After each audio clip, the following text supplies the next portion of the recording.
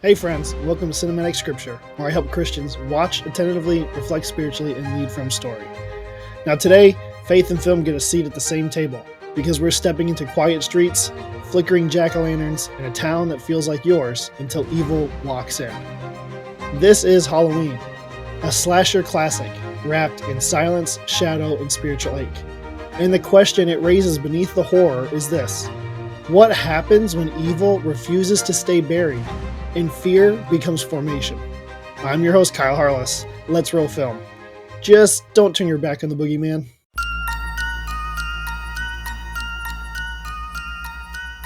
Alright, so it's Halloween night in Haddonfield. Laurie Strode, a smart, cautious, and responsible young woman, is babysitting two kids while her friends party nearby. But something is watching. Something is waiting. And by the end of the night, Laurie will face the embodiment of evil, and she will survive. Again, this is Halloween. Let's walk through the five-part structure of this story. The world: Laurie is grounded, kind, and unaware of the danger.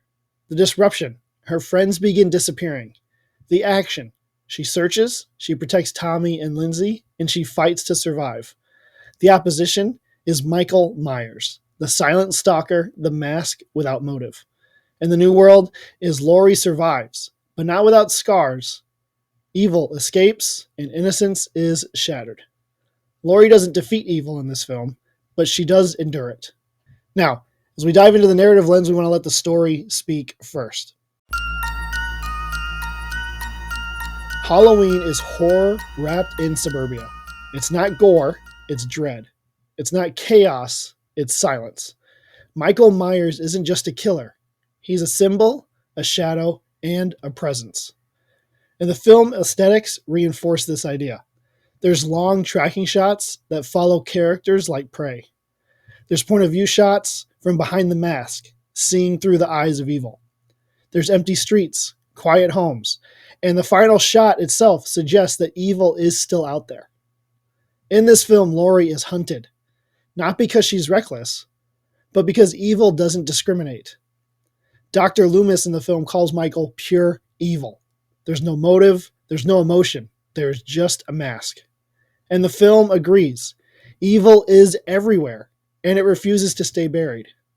Even the film's director, John Carpenter, suggested this in various interviews. There's no place left to hide. Evil is everywhere. Not just in the shadows, but in the silence. Not just in the killer, but also in the absence of comfort. All right, so what is the theme and controlling idea of Halloween? Well, the theme of Halloween is fear, evil, and survival. And the controlling idea can be summed up like this: evil is ambient, and survival is sacred. The streets of Haddonfield become a metaphor for us. The places we thought were safe, the routines we trusted to protect us, and the myths we believed until dread walked in. Now, maybe you've been there. Maybe you felt the chill of fear in your own home. Maybe you've watched the news and wondered if safety is just a story we tell ourselves. And maybe you've sensed evil lurking, not just in headlines, but in habits, in systems, and in silence. If so, know that this story sees you. It doesn't resolve the ache, though, but it does name it. And naming is the beginning of resistance. Let's talk about worldview. What is it that this film, Halloween, what does the story assume? Well, Halloween operates within a haunted, post-innocent worldview, where again, evil is ambient, safety is fragile, and survival is the only victory. See, evil is omnipresent. Michael isn't just in the shadows. He is the shadows. He doesn't speak. He doesn't explain. He simply exists. Safety is an illusion. Laurie does everything right, according to the rules of a horror film. But evil doesn't care. Locked doors don't stop it, and good behavior doesn't protect you. And survival is the best we can hope for. Laurie survives, but evil escapes. Victory is temporary, and evil always returns. See, this worldview doesn't just describe horror, it disciples us to believe that fear is wisdom, that evil is stronger than good, and that survival is the highest goal. Okay, so that was the worldview, what the story assumes. Now let's look at what the story preaches. This is the implicit theology behind the dread. It's the spiritual message that the film Halloween rehearses. Evil wins because Michael survives. He disappears, and the final shot suggests he could be anywhere. Fear is justified. Laurie's terror is real. The threat is constant, and her fear becomes wisdom. And then endurance is heroic. Laurie doesn't conquer, but she survives, and survival then becomes sacred. See, the gospel Hollywood proclaims here is clear. The evil is everywhere. Fear is rational, and endurance is the only miracle you can hope for. So then we look at the culture around us. What does this story reflect culturally? This is where you could say Halloween becomes prophetic in naming the cultural liturgies that we live by. So here's the culture that Halloween reflects. It says we live in a world that feels stalked by fear. We watch the news. We lock our doors. We install cameras. We carry pepper spray. And we teach our kids to be cautious. We sense that something is wrong, but we don't know how to name it. And Halloween taps into that fear, that ache. It says that you're right to be afraid. It validates our dread, but it doesn't offer us hope. It only offers us survival. And in doing so, it reflects a theology that we often live by, a belief that we live by, that evil is stronger than good, that fear is smarter than faith, and that safety is the highest goal. So then, if that's what the story believes, if that's the culture that it represents, if that's the worldview it holds, what does this story do to us spiritually? Let's look at that. Okay, so in order to know that, we want to reflect spiritually. So we want to use our story lens to engage this story biblically. So first off, is the theme redemptive? Okay, is the theme redemptive? Remember, the theme was evil is ambient, as in everywhere, and survival is sacred. So, is that theme redemptive? No. Halloween does tell the truth about evil. It's everywhere, but not at all about redemption. It names the dread, but it doesn't offer us a form of deliverance. The realm of the story, where does this story live? It lives in darkness. Michael is a prowling presence. Haddonfield is literally any town. It could be any town. Laurie is any person. And evil feels unstoppable. Well then, truth or lie, what does this film communicate? Halloween tells a half-truth. That yes, evil is everywhere, but then here's where the lie comes in. No, it's not undefeatable. So it tells a half-truth. Yes, evil is everywhere, but no, it's not undefeatable. This film ends with fear, but the gospel, it ends with freedom. Okay, so stories disciple us. Every story disciples us. And Halloween teaches us to expect dread, to normalize fear, and to believe that evil is ultimate. It exposes the idol of control. This idea where locked doors and good behavior are supposed to protect us. It exposes that idol of feeling in control. And it tempts us to believe that vigilance is virtue and that hope is naive. And if we're not paying attention, we begin to live as if evil is everywhere and God is nowhere. That safety is earned and it's not gifted. That survival is sacred, but resurrection is forgotten. And that fear is wisdom, but faith is foolish. This is the spiritual impact of this story. We start to believe that survival is our highest goal. That's it, just survive, because resurrection is naive. We protect ourselves from evil, but then we stop confronting it. We're just worried about the safety we have. We confuse silence with safety. And we confuse endurance with transformation. We rehearse dread without ever naming deliverance. We build lives around caution instead of courage. And we disciple others into anxiety rather into resurrection-shaped resistance. So then how does the Bible respond to this? Let's look at how Scripture responds. Scripture doesn't deny evil, but it does defeat it. It doesn't mock fear, but it meets fear. And it doesn't leave us in the dark, it lights the way. 1 Peter 5:8 says, be alert, resist him, stand firm in the faith. Colossians 2:15, Jesus disarmed the powers and the authorities. In Revelation 21:4, he will wipe away every fear. Death shall be no more. Scripture reframes fear, not as a weakness, but as an invitation. This place to where in our fear we come before God and ask him to redeem it, to restore us. And it honors survival. Scripture honors survival, but it also promises transformation.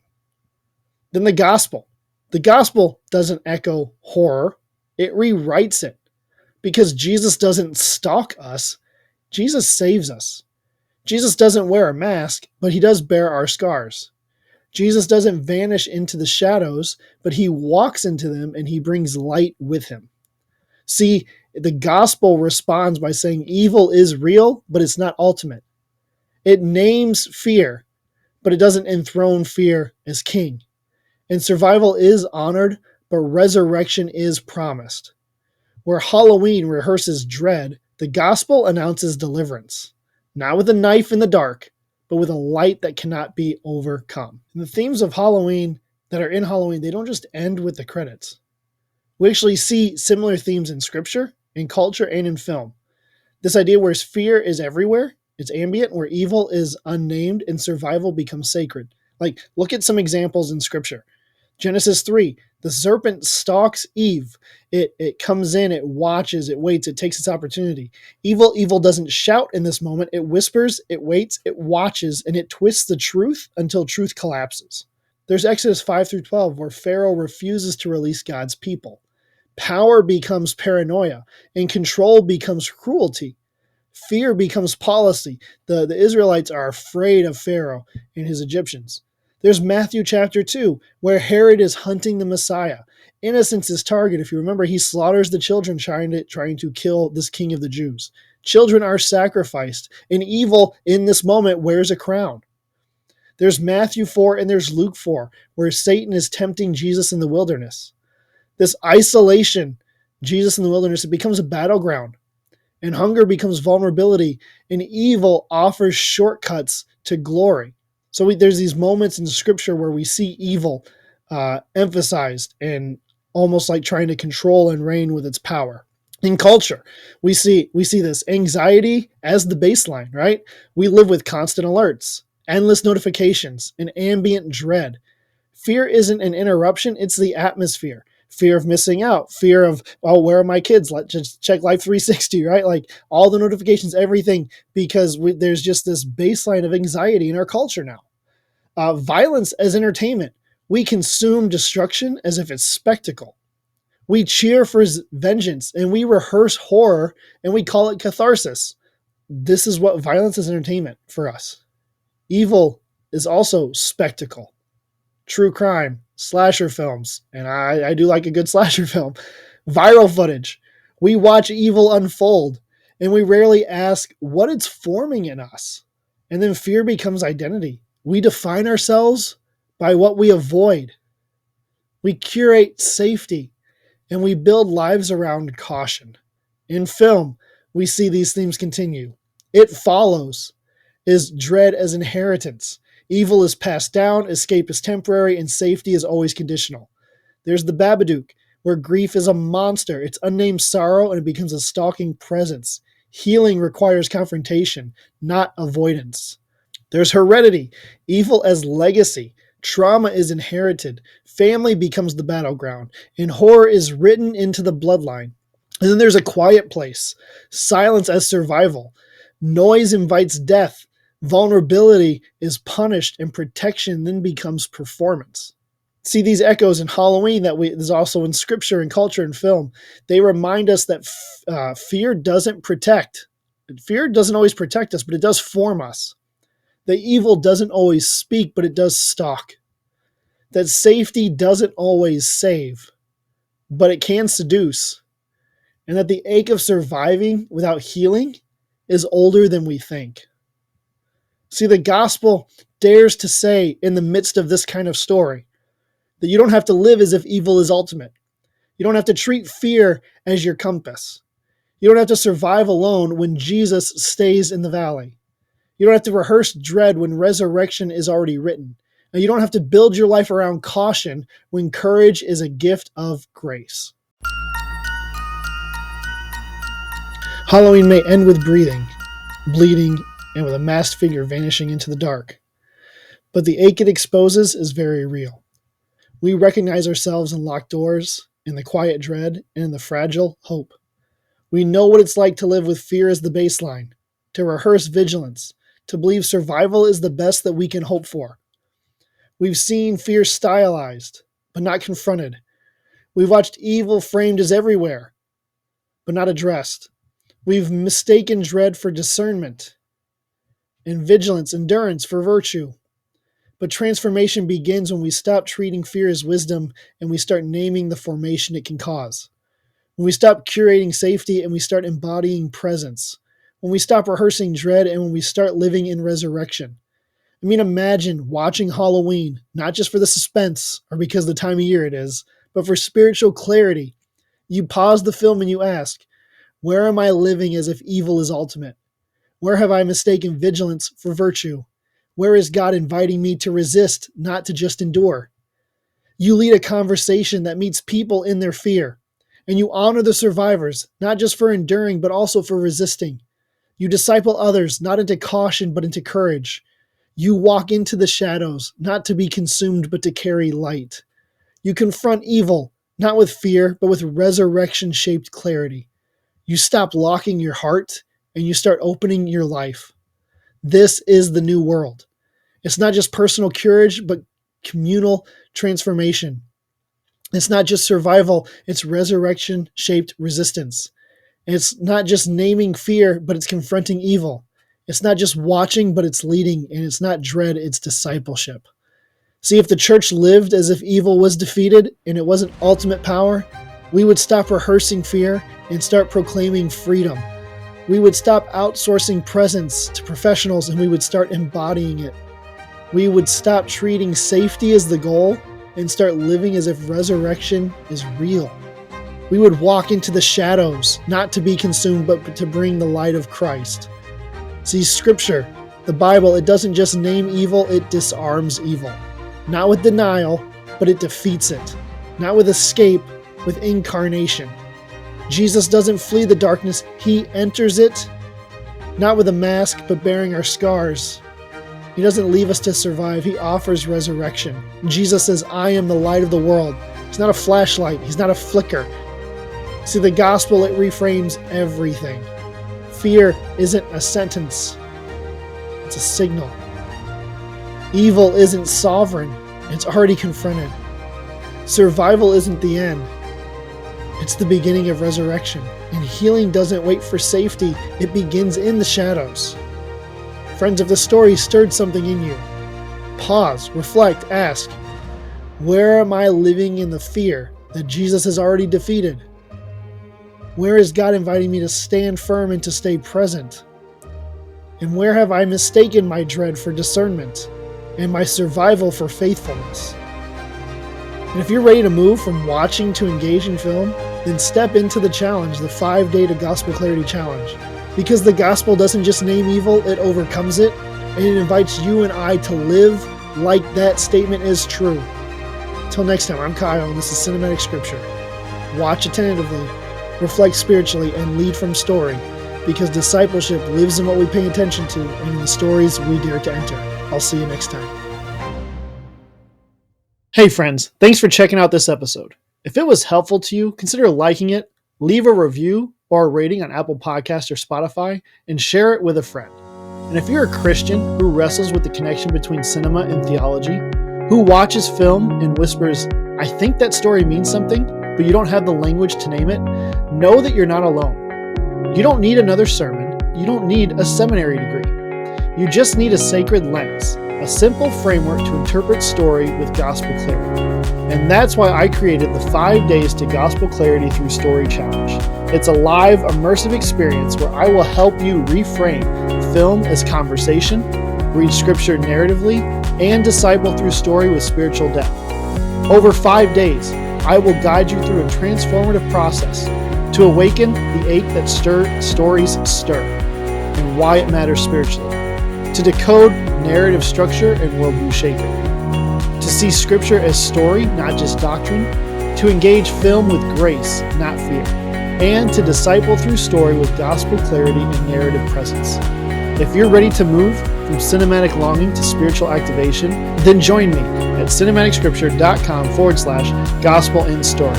I'll have the link below. Our next one's coming up. I hope to see you there.